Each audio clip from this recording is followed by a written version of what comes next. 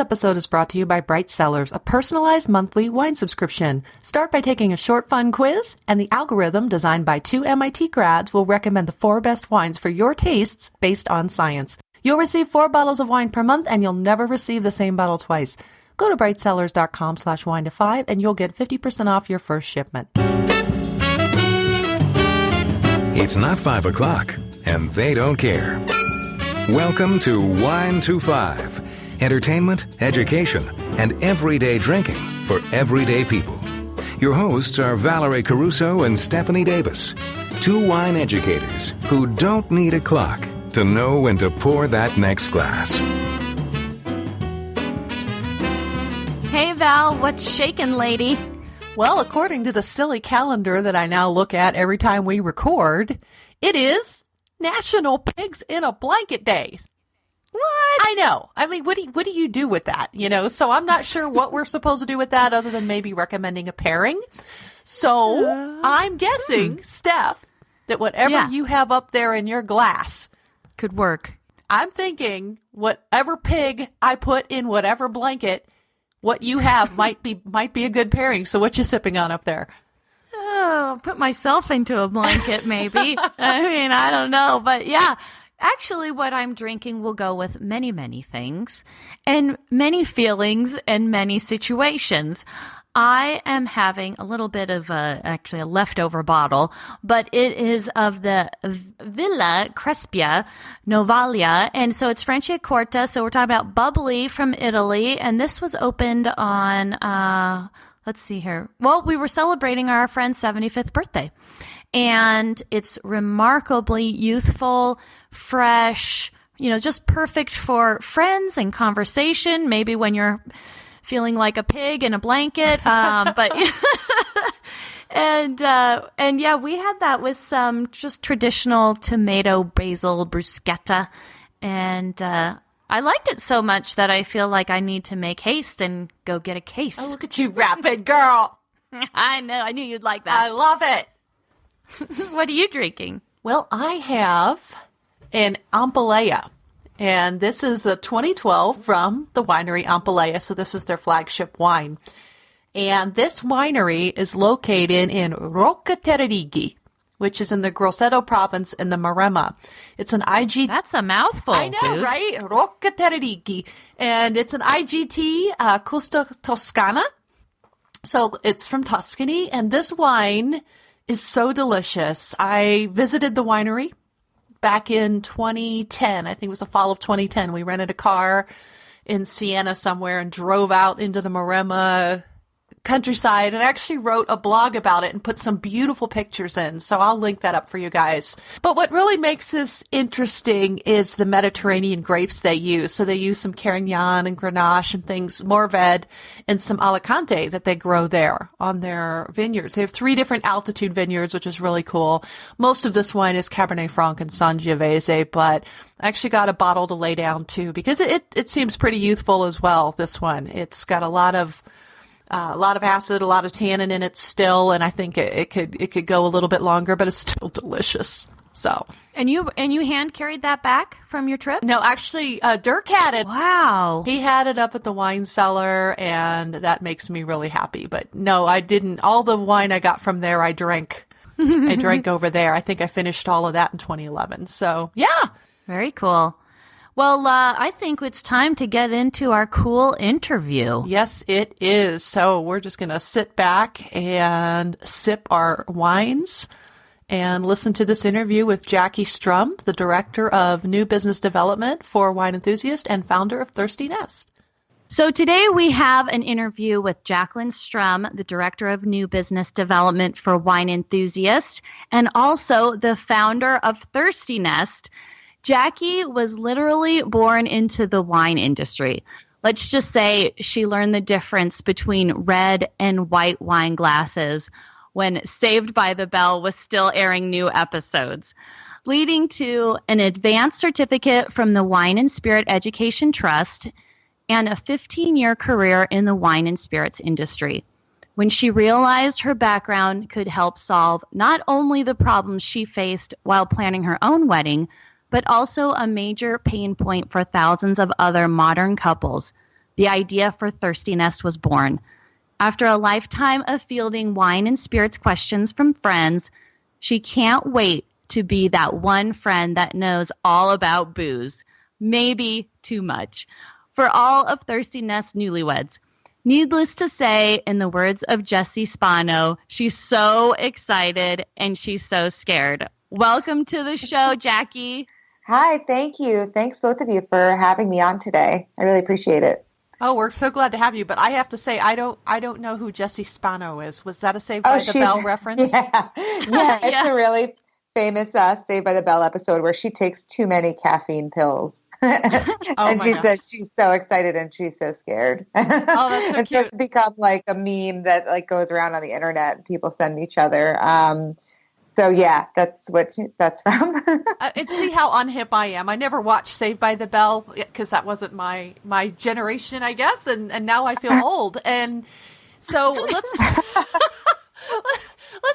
just move on because we already know that Val's not cool. But Jackie is cool because Jackie, you've been in the wine industry for 15 years, which is quite an accomplishment. But we're kind of curious to know about other areas of the industry that you might have worked on and which ones you are finding more valuable for your current day tool belt. So I say 15 years, but really, as you mentioned in my bio, thank you. I was born into the industry, so I guess really I'm 31. I guess I've been doing it for 31 years. It feels like I really did learn the difference between white wine glasses. There's like kind of a funny story. When I was 10, I even corrected a waiter, which everyone thought was really funny, but is now kind of embarrassing, that he used the wrong glasses for wine. That's so funny. I love that too.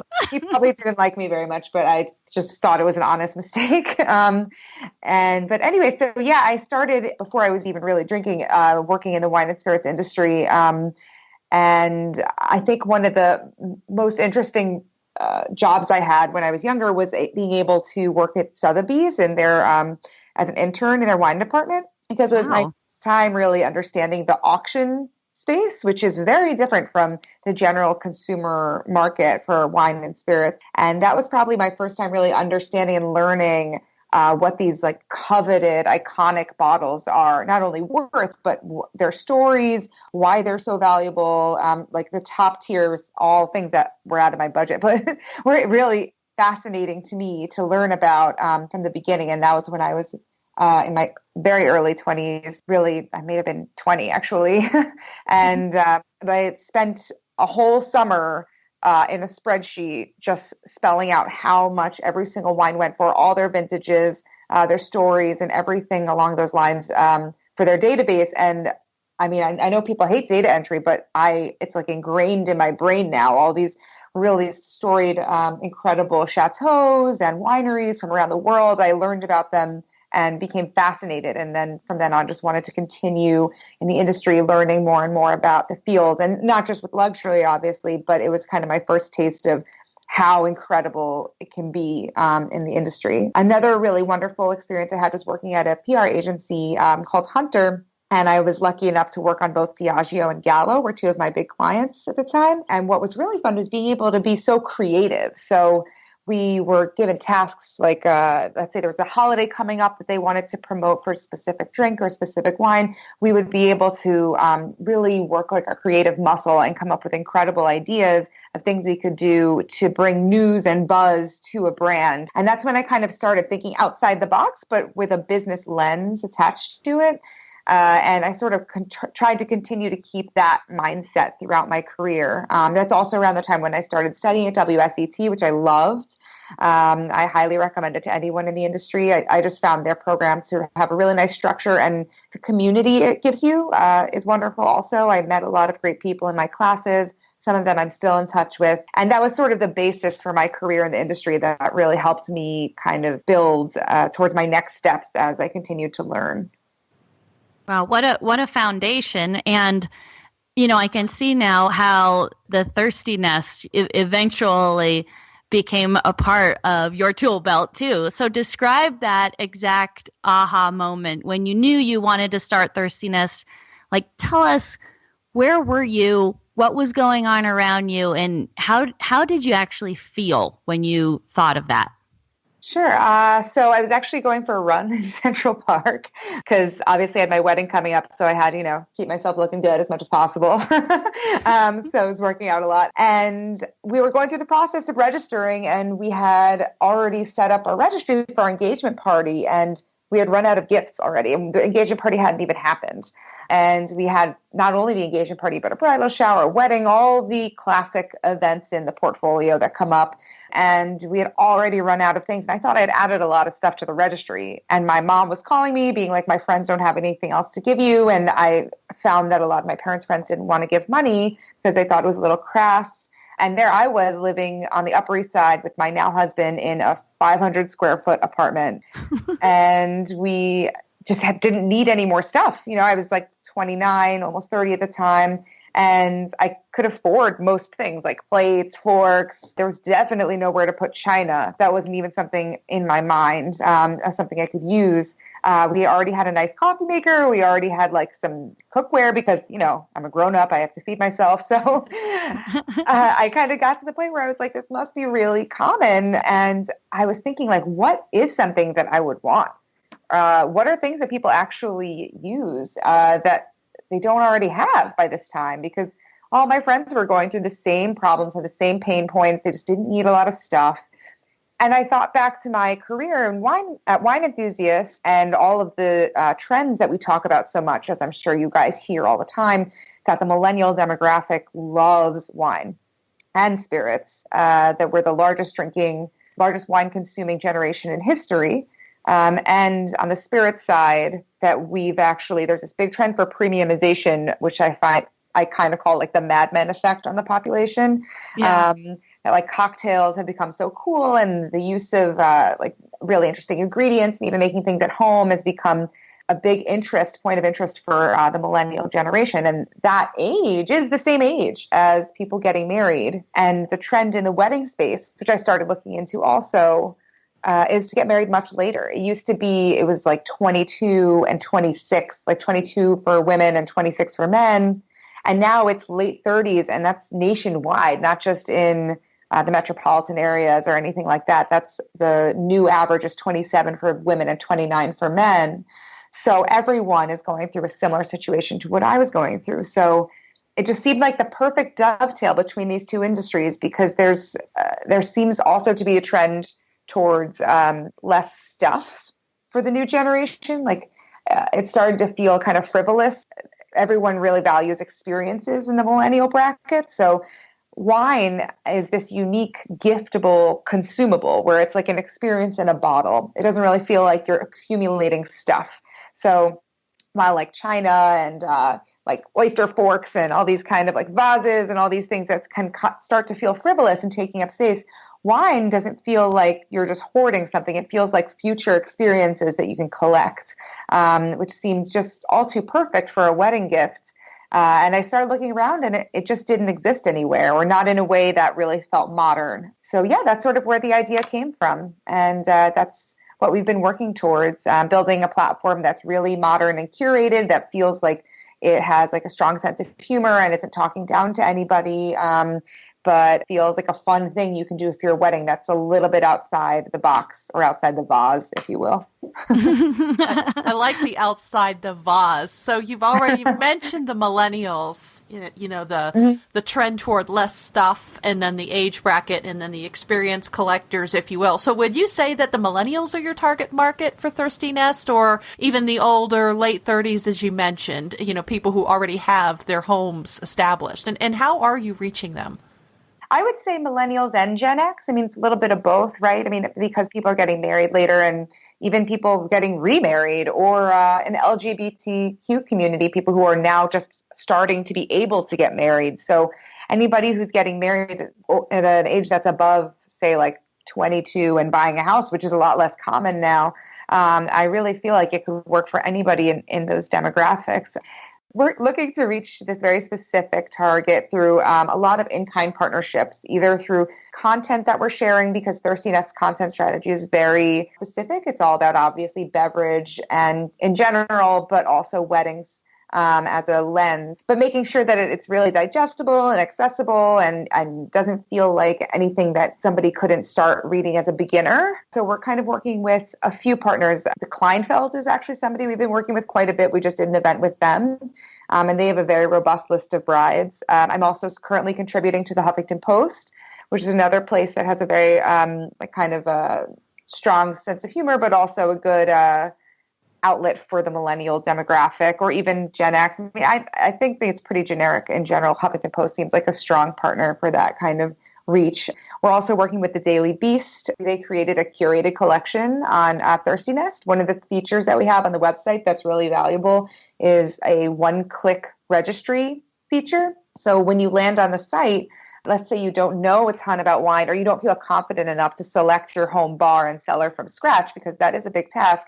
We've created these one-click bundles from different perspectives, either our starter kits as Thirsty Nest's perspective in general, or from influencers. So let's say you want to create a registry based on a famous sommelier. So we've worked with some somms and mixologists who have created what they would recommend you do to set up your bar from scratch. And in one click, you can add the entire selection to your registry.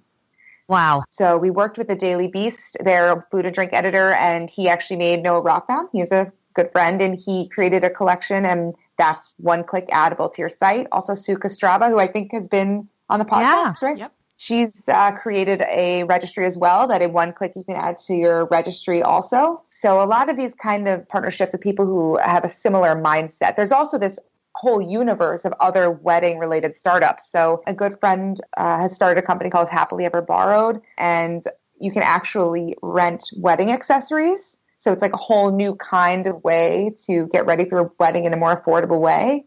And so she's been a partner of ours, but really, so this kind of whole network of folks that we feel like are a good fit, that either we're working with them to exchange content or we're just kind of doing an in-kind partnership together to continue to expand on our brands. Well, I love that it goes along with that minimalist idea, not just for the registry, but, I like what you're saying about all these other wedding startups. I mean, people are looking for experiences and less stuff, Right.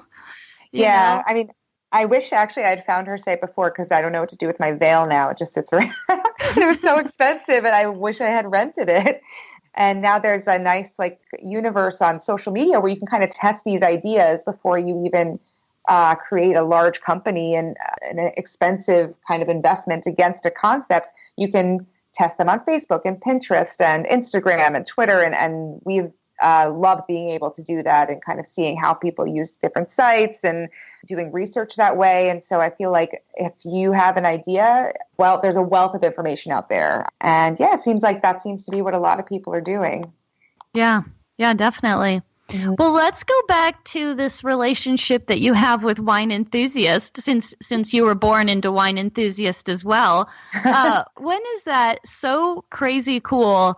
And also on the flip side, when is it just more nose to the grindstone? Well, I guess like any job, it has a balance of both. I'll say it does feel crazy cool that my parents started it together. I think that's a pretty rare thing, kind of right out of their attic, that they're a wife-husband team and they still work together every day. And I feel so proud to have them as my parents. But in general, I guess being here every day, one of the best things is being able to learn. I mean, I think most people here have a passion for wine, but being able to continue to learn about wine, not just by reading about it, but, once some of the tasters, the editors finish doing a blind tasting, some people are able to come in and taste through a portfolio and learn themselves. I really think the more you taste, the more you learn. But then, of course, the best part is being able to go visit wineries and really getting to be able to meet people in person and hear about their philosophy, hear about their winemaking practices. I'm fascinated by the process. I love hearing how they came up with their ideas and how they created the flavor profile and everything. So much work goes into making one wine, as you guys know. So I love being able to see it in person. I think that's the best benefit. And the kind of like pinch me moments of the job are really when you're out in the field seeing the way people make wine. I guess nose to the grindstone kind of moments would be, I think probably there's an interesting balance here of commerce and media, which I think is a rare thing these days. Like we've seen a few people try it, but not in a way that's probably as ingrained as we are, because we have both a catalog, which is the original business, and the magazine. So I think it's challenging in a good way, though, to have to work both muscles of how commerce works and the catalog business. And then media on the other side. They're just very different, two different animals, and we get to kind of practice both every day. And then I guess a good bad thing is having a lot of events. As you guys mentioned earlier before we started chatting, it can be kind of tiring. It's a good problem to have. But when you have a lot of events for work because you're in the wine and spirits business, it starts to get a little exhausting. So it's all about finding balance, having a healthy lifestyle too, to balance having some wine at night on a regular basis for events. I think that's about it.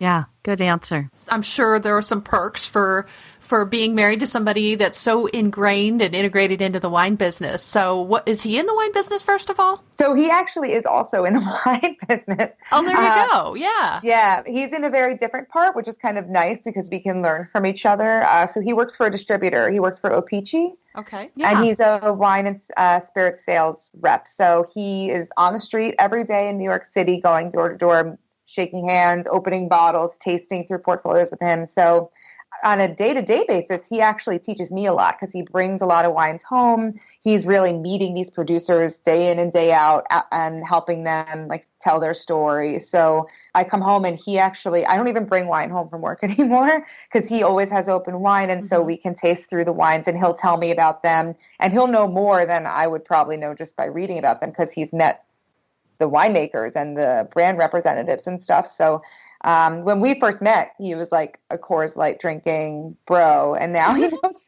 so much about wine. It's incredible. He probably knows more than me. And so we're both in the industry. And I think what's funny about it, though, is whenever we bring wine to a party, people assume we're bringing the most amazing wine and won't drink anybody else's wine. That's funny. And it might just be something we've got next door for $15, and you can get really good wine for $15 these days. But people just assume we're bringing some cellar worthy something because we're both in the industry. But oh well. Yeah, that's funny, and it reminds me of. I wasn't into wine when I met my current husband. And when we first started dating, I was totally like the Coors Light, margarita, and Captain and Coke drinker. And then my husband kind of corrupted me, actually. So that's kind of how that went. Yeah. Yeah. It's easy to fall in love with. It really is. It's a fun industry. It totally is. And you're right about the price point and stuff. There's so many cool wines. And Val and I are huge fans of obscure wines. And she'll be talking about something very obscure later on in this episode. But it's you don't have to bring some fancy cellar-worthy wine to have a really nice experience, to open your mind and learn something new. So it's probably good that your friends are expecting that something fancy, and then you guys show them something that's just hey, this is good too, Yeah, I mean, it's so accessible. You could have a $15 budget every day and still learn something new every day about the wine industry because there's so many great values out there now. So I totally agree with you. Yeah. Well, tell us something about yourself that most people wouldn't know about you. I guess probably that I'm a huge comedy nerd beyond being a wine nerd. And I think that'll probably start to show itself in the brand voice reviews on Thirsty Nest. I just find humor in marketing materials to be really disarming and a nice way to connect with the user. So I've been using it there also. But I just devour comedy, podcasts, specials, split sider, reading about how things are changing in that industry too, which is something actually my husband got me into a little bit. That's kind of one of our big hobbies, is going out to see comedy. And Netflix has recently been releasing a ton of specials for different artists, and it's been awesome. I just saw the Dave Chappelle one. Did you see that one? Yeah, he released 2, and they're very different, and they're really interesting. So we watched both of them the day they came out, and they were great. And Mike Birbiglia just did one also that's on Netflix. It was great. He's so funny. That's good to know. I just find it's especially today when so much of the media you're consuming is negative or upsetting or conflicting, and there's aggressive. It's just nice to have like some comic relief on a day-to-day basis, if you will. I love that you are listening to. Do you have a favorite comedy podcast? Because I know our listeners listen to other podcasts too. Do you have a recommendation? Yeah, I love actually. So he has I feel like I've been listening to him for years, and now he's become quite big. But Pete Holmes, You Made It Weird. He now has a television show on HBO called Crashing. But long before that, he's been doing this podcast a long time called You Made It Weird. And he does a lot of interviews, but they're really long interviews, and I have a long commute, so it's nice to feel like you have something to get you all the way home in a way. Love it. Yeah. Well, then I'm guessing that your most embarrassing wine story is going to be a funny one. I hope so.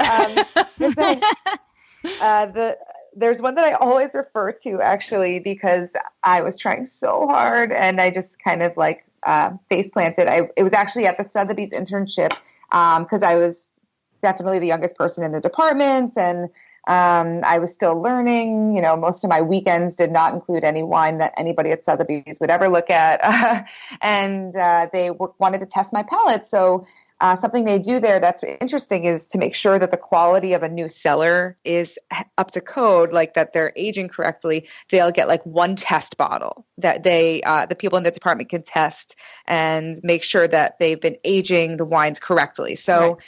They wanted me to try it to see if I could guess where it was from. And so it was the entire department, all the bosses sitting around watching me, the intern, taste the wine.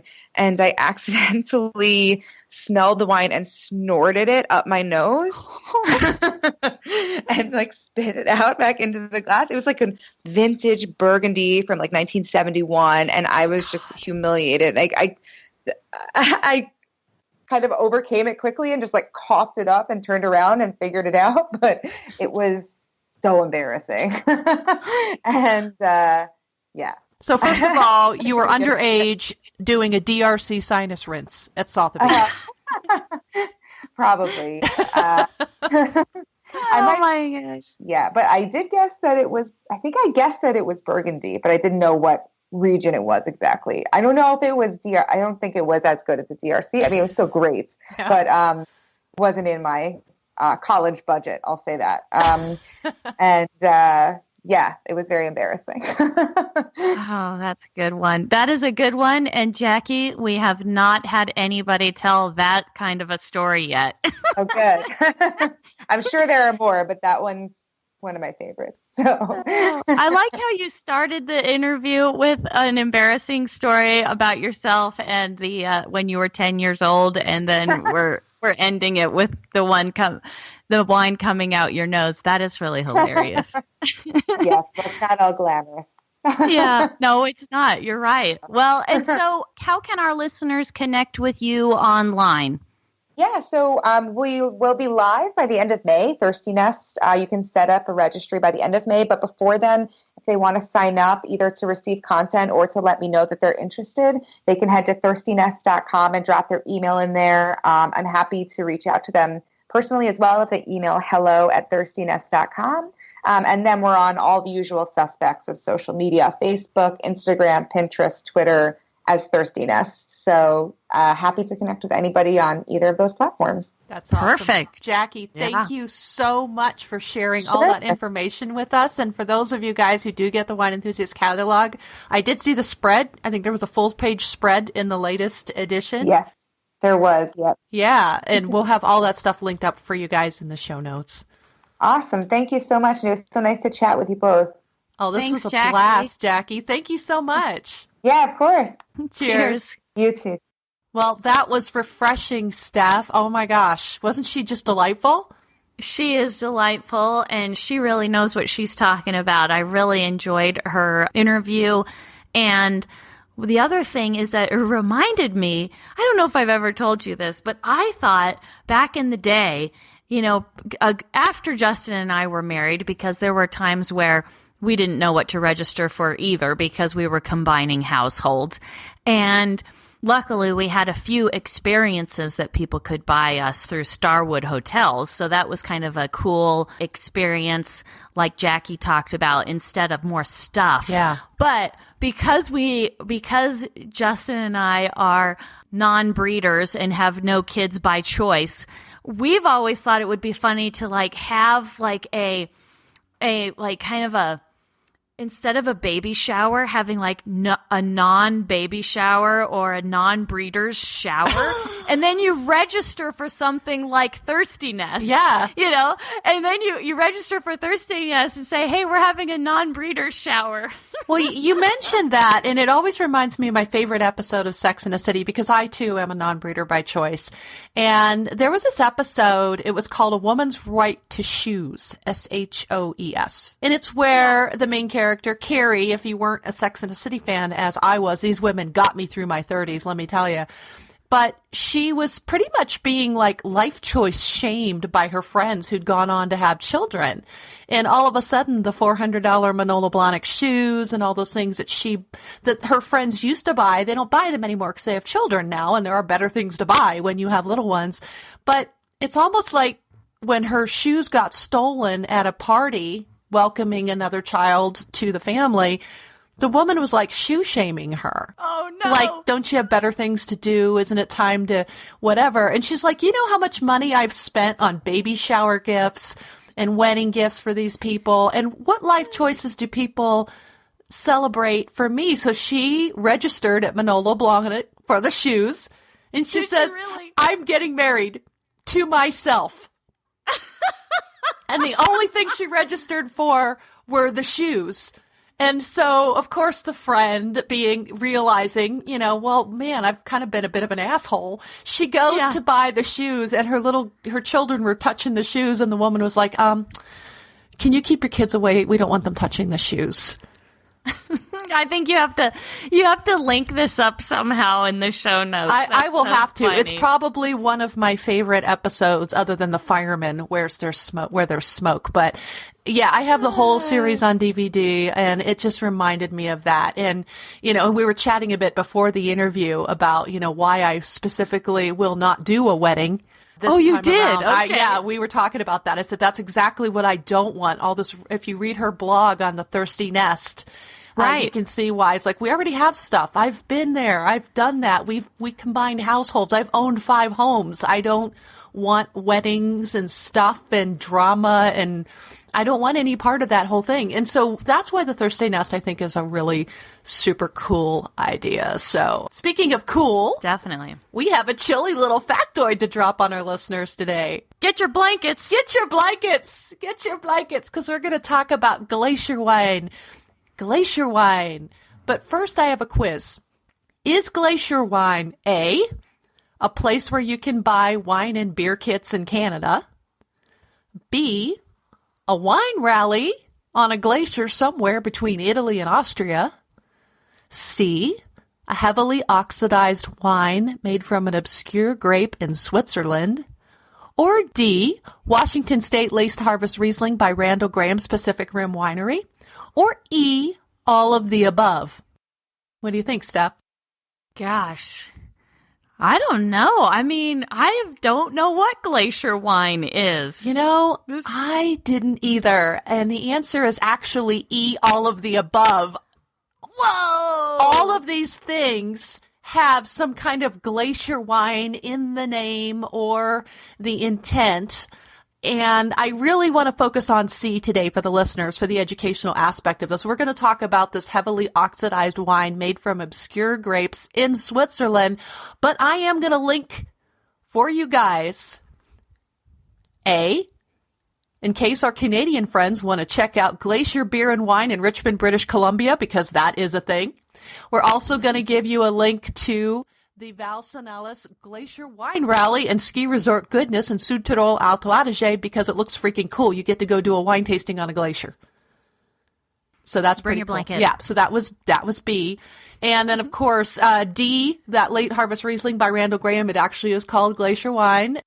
But we're going to talk about C, because I think this is really cool. I have an obsession, and I know Steph likes them too, because there are a couple of purposely oxidized wines that I would have never tasted had you not brought to me the Vengeance of Jura. Right. I would have never tasted it, the Vengeance, or the Tiburon. Yep. And to this day, I mean, last night I was looking at the bottle sitting right next to my Wine Enthusiast wine chiller. Right next to my wine chiller. And I'm like, I've kept those bottles because to this day, these are still two of the coolest wines I've ever put in my mouth, which I think is really, well, actually one is aged under floor. I think it's, they're aged under floor, but it's still, they still have that oxidation thing going on as well, that wood age thing. So I have an obsession with these fringe wines. And I saw this yesterday and I just kind of went, well, what a cool factoid. So Vin du Glacier, or Le Glacier, or German is Gletscherwein, which I don't do good German, so it's Gletscherwein, and I'm hoping that's right. And it comes from the Valais region in Switzerland. And we'll give you guys some websites like myswitzerland.com that defines Glacier wine as the sherry of Valais. And of course, Valais, Valais, that's a wine region in Switzerland as well. But this is a tradition that goes back 400 years at least, okay? This wine is aged in 500-liter larch barrels, larch wood or oak, but normally larch is the traditional one. And some will say 10 to 20 years, but it can be like 25 years or more. And the way they do it is the same way they age sherry. So if you've ever seen, listeners, you've seen those barrels stacked on each other, and Steph can see my hand motions, even though you can't, of the barrels. I'm head bobbing. I know, right? Doing these. The glaciers, or the glacier wine, the fractional blending system or Solera system that's used in sherry or Jerez, where the barrels are stacked on them. So the way they do that is every June, some wine is brought in by mules, again, with the animals, brought in, and every June they put the new wine in the top barrel, and then they put the older wine in the barrels below, and then they draw from the bottom barrels. And so the wine barrels are never fully empty. So there's always wine going in. In fact, I think the oldest barrel goes back to 1888, if I'm not mistaken. So you could actually literally be sipping a wine molecule that could be, hundreds of years old. Yeah, it's a lot like sherry. It is. And I think that is fantastic. So me too. This had me intrigued. So of course, I want to know where we can get it, and we'll talk about that in a minute. So it's called Glacier Wine because the wine is matured in an alpine setting. And the grapes that are involved in this mythical unicorn of a wine, not to be confused with last week's unicorn of a Frappuccino, for those of you guys that were following that story. Yikes. Yeah, I know, right? The grapes are typically Reze, R-E-Z-E, which is almost extinct. And this grape can actually be traced back to the 1300s. It's very, very rare now. I want to say there are maybe 3 hectares of it, if even. But there's also evidence of this grape hanging out in Jura and the Savoie, where it's called Blanc de Maurienne. But there's also the Humagne Blanche, Hermitage, which I believe is Marsanne, Petit Arvin, Chasselas, and Malvoise. So these are the grapes that they're using, more or less the Hermitage or the Marsanne. That's what they're using more. But it's a dry wine. It's like a Fino sherry, except unlike sherry, it's not fortified.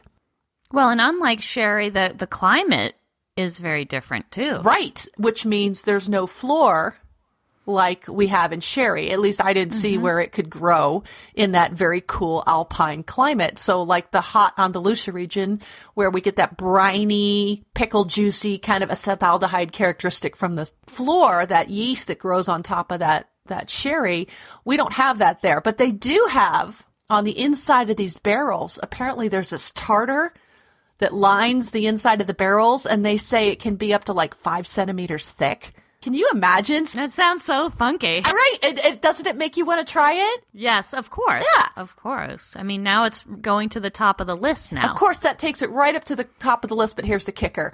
The only way to get your lips on this glacier wine, or Vin du Glacier, is in Gramenz, in the Val d'Anneviers, and it's never bottled. So whoa, you got to go there and taste it from the barrel. Oh my God. That is, yeah, that's like a bucket list for sure. You know, it is. If you don't know a local who can hook you up, then I have a couple websites for you, the Vent du Valais or the Val d'Anniviers, and you guys can go there and schedule and pay to go taste this stuff. But you can buy some wines that are made with the raised grape. I know that they're out there, very hard to find, but to get this oxidized 100+ funky, And it's never bottled. never bottled, so you don't buy it. You have to go taste it in the cellars of the Griments in the Val d'Anniviers.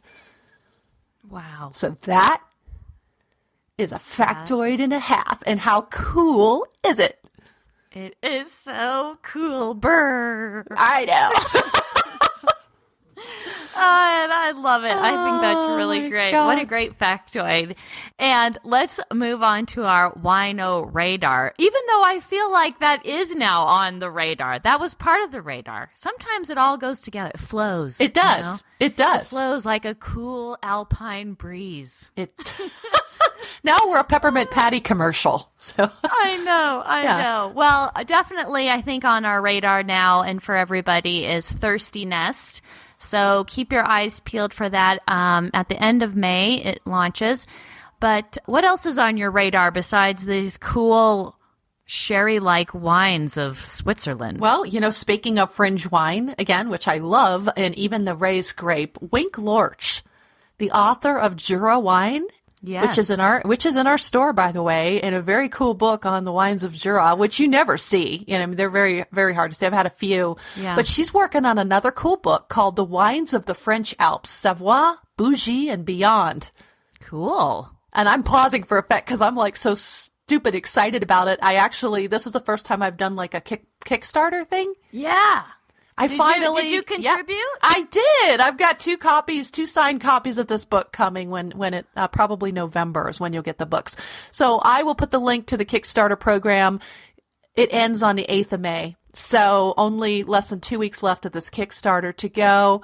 But yeah, so I will have 2 copies and maybe put one into the Patreon Cool. drawing if we can grow our Patreon a little bit. So I like that. I might do that. So yeah. That's great to support people on these crowdfunding sites, you know, because Wink Lorch is such a great author, and it's neat that she's using Kickstarter to, you know, get her next book funded. Mm-hmm. That's how she did her first book too. Oh, cool. So, yeah, we have a game too that John actually bought me for Christmas. It was called Viticulture, and that was a Kickstarter project. In fact, Jeff Eccles, who was on our show and host of We Like Drinking, he actually funded that game as well, and his name's on one of the coins. So we're playing the game one night, and I'm sitting there going, Jeff Eccles is on my coin that I'm trying to buy my, you know, vineyard with or my grapes with or whatever in the game. And it turned out, he contributed at a level where he got his name immortally blazoned on the coins in the game. So yeah. That's cool. That's so funny. Yep. Well, let's give some shout outs. I definitely want to thank and acknowledge one of our listeners, Ken Severson. He raised over $61,000. Wow. I know, in one night for 2 local food banks here in northern Colorado last week. And he does this by organizing a wine dinner. And this year the theme was totally about that book. I don't know if you've ever heard of it. It's called 1001 Wines You Must Taste Before You Die. Well, Ken loves this book, and he worked and collaborated with chef owner Jason Schaefer of Chimney Park Restaurant, and they put together this incredible menu, and I still have a copy right here. But anyhow, it was just mind-blowing, of course. I mean, including the 2003 Latour that we had. What? Yeah. It was unbelievable. Like, you could just die after this whole wine dinner. But this was Ken's 6th year in a row putting on this event. He's raised so much money, if you can imagine, for locally, which is really cool for our communities. And I'm so proud to be a friend and a supporter of Ken's creative ideas that bring wine and fundraising together. So what a very cool person you are, Ken. Thank you. And thank you, Chef Jason. You guys, there really isn't anything you can't do food and wine wise. So cheers. That's crazy. And Ken, if you guys know, we have a Facebook group. And a private group for our Wine 2.5ers. Yeah, so you can get in there and have some really cool conversations, because he mentioned after we did episode 105 with Thomas Jefferson that there was a book called Passions, The Wines and Travels of Thomas Jefferson by James Gabler. And I've seen some talk about this Gabler book.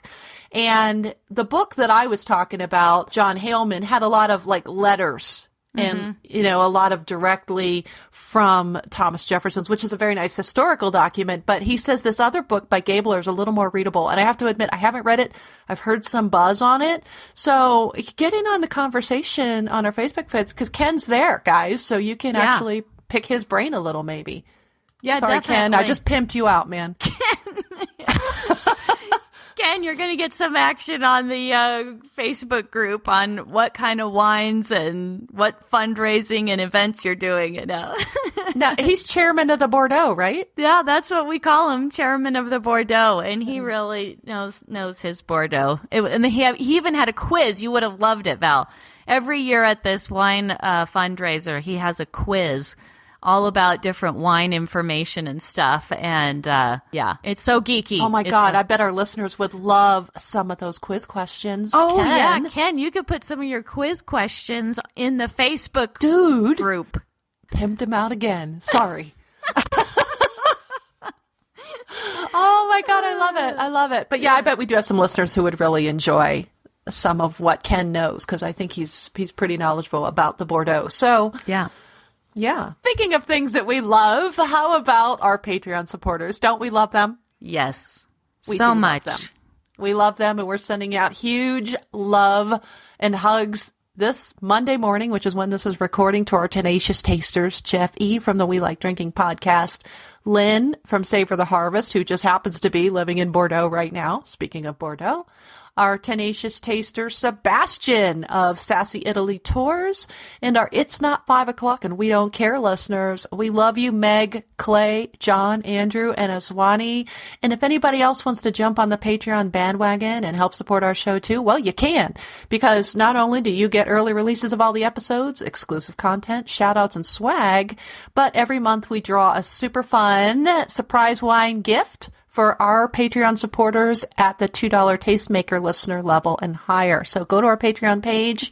We have details there. www.patreon.com/wine to5podcast. And please share the Wine to 5 podcast. You can subscribe to our show. You can link it. You can tweet it or Facebook it. You can grab someone's phone and help them subscribe and push play. Also, you can leave a burning wine question or comment on our SpeakPipe, and that's really easy to do. That's on our website. You can write a review on iTunes, which is now called Apple Podcasts, actually. Podcasts, yep. Or iHeartRadio, we're on there, and you can also leave a review. But go to our website, too, to look at our shop, the store we have there, shop around, get the wine books that we've been talking about. How many books did we drop and mention in this show? Like 5? Oh, my God. Yeah. I have no idea. Yeah, so wine books, accessories, and stuff, that's all on our website in our store. And everything's on our website. All the linky links that we talk about, our Facebook, Twitter, Pinterest, YouTube, and Google+. And don't forget about our Facebook private group, too, because you can have those fun conversations with Ken. And you can connect with Val on Twitter at WineGalUnboxed, and Asvina with Val on Facebook, Instagram, and Pinterest. I'm also on Twitter, Instagram, and Pinterest as the Wine Heroine, and you can connect with me personally on Facebook. So, until next week, cheers. Thank you for listening to the Wine to 5 podcast.